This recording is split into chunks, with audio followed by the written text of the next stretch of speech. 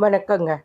இந்த காலத்துல பார்த்தீங்கன்னா, 30 வயச கடந்து கூட திருமணம் இல்லாம ஒவ்வொரு ஊர்லயும் குறைஞ்சது 50க்கும் மேற்பட்ட ஆண்மகன்க இருக்கிறாங்க. இதற்கு என்ன காரணம் அப்படின்னு பார்த்தீங்கன்னா, நெறைய இருக்குங்க. அதில பார்த்தீங்கன்னா, சொத்து மதிப்பு முதல் காரணம். மாப்பிள்ளைக்கு அடிப்படையா விவசாய தோட்டம் ஒரு 7 ஏக்கருக்கு மேல இருக்கணும். சென்னை, பெங்களூர் இல்ல வெளிநாட்ல வேலை செய்யணும். வீட்டுக்கு ஒரே பையனா இருக்கணும். அப்புறம் பார்க்கறதுக்கும் சினிமா ஆக்டர்ஸ் மாரி இருக்கணும். ஆனா, 1995 வரை திருமணம் செஞ்சவங்கலாம், தகுதி பார்த்து இருந்தா தான் திருமணம் செய்வேன் அப்படின்னு இருந்திருந்தா, இந்த தலைமுறையே இருந்திருக்காது. ஆனா, இப்ப என்ன பிரச்சனைன்னா, எதிர்பார்ப்பு அதிகமா இருக்கிறதுனால, திருமண வயச கடந்த ஆணும், பெண்ணும் அதிகமா இருக்கிறாங்க. இப்ப இதோட விளைவு என்னன்னு பார்க்கலாங்களா? 1979 வரைக்கும் ஒரு கிராமத்திலயும் போய் பார்த்தீங்கன்னா, நெறைய பேருக்கு 8 குழந்தை, குறைஞ்சது 5 குழந்தையாவது சர்வசாதாரணமா பெத்துக்கிட்டாங்க. அப்புறமா பார்த்தீங்கன்னா, 1980, 100லலாம் பார்த்தீங்கன்னா, அ 2 குழந்தைன்னு மாறி போச்சு. எங்கேயாவது ஒரு சில குடும்பத்தில தான் 3 குழந்தை இருந்தது. இப்ப 2000க்கு மேல பார்த்தீங்கன்னா, வீட்டுக்கு 1 குழந்தைன்னு போயிடுச்சு.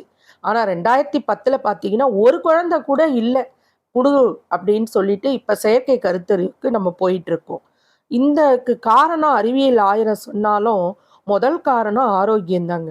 அதாவது 1979 வரையும் பார்த்தீங்கன்னா, பொண்ணோட வயசு 16, கல்யாண பையனுக்கு வயசு 19ன்னு இருந்தது.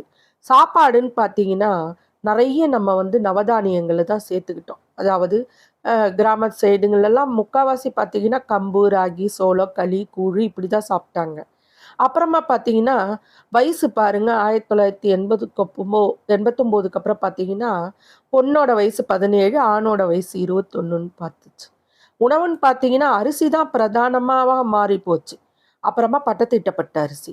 இப்ப 2000க்கு மேல பார்த்தீங்கன்னா, பெண்களே 25 வயசுக்கு மேலயும், ஆண்கள் 30 வயசுக்கு மேல தான் கல்யாணத்துக்கே பண்ணணும்னு முடிவு பண்றாங்க. இதுல என்னன்னா, அவங்க சாப்பாடு எல்லாம் இப்ப பீஸா, பர்கர்ன்னு துரித உணவா மாறி போச்சு. இப்ப 2010க்கு மேல மைதா மாவுல தயாரிச்ச உணவுகளும், வெள்ள சர்க்கரையும், தரம் குறைஞ்ச எண்ணெய்களும் தான் மலட்டுத்தன்மையோட தாக்கத்துக்கு முக்கிய காரணமா இருக்கு. இந்த நிலையில 28க்கு மேல 35 வரையில இருக்கிற பெண்கள், தான் சுயக்கால்ல நிக்கிறேன்னு சொல்லிட்டு கல்யாணம் பண்ணிக்காம இருக்கிறாங்க. அதே போல பார்த்தீங்கன்னா, ஆண்களும் 30 வயசுலேருந்து 40 வயசு வரையும் பொண்ணு கிடைக்காம இருக்கிறாங்க.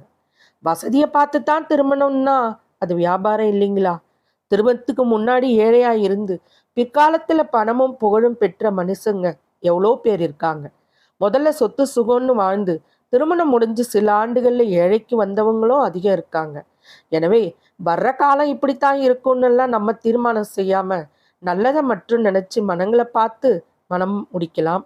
இத வந்து நீங்க வெறும் தகவலா பார்க்காதீங்க. கொஞ்சம் யோசிச்சு பாருங்க. குடும்பம் எவ்வளவு முக்கியம்? பணம் தேவைதான். ஆனா, பணத்தால வாழ்க்கைய இழக்கக்கூடாது. நல்லொழுக்கம் இல்ல மாப்பிள்ளையா? பொண்ணா? நல்ல குடும்பமா? அப்படிங்கிறத பார்த்து தானங்க கல்யாணமே பண்ணணும். இருமனம் இணையறது திருமணம் இல்லைங்களா? அத தள்ளி போடாம உடனே நடத்துறது முக்கியம்.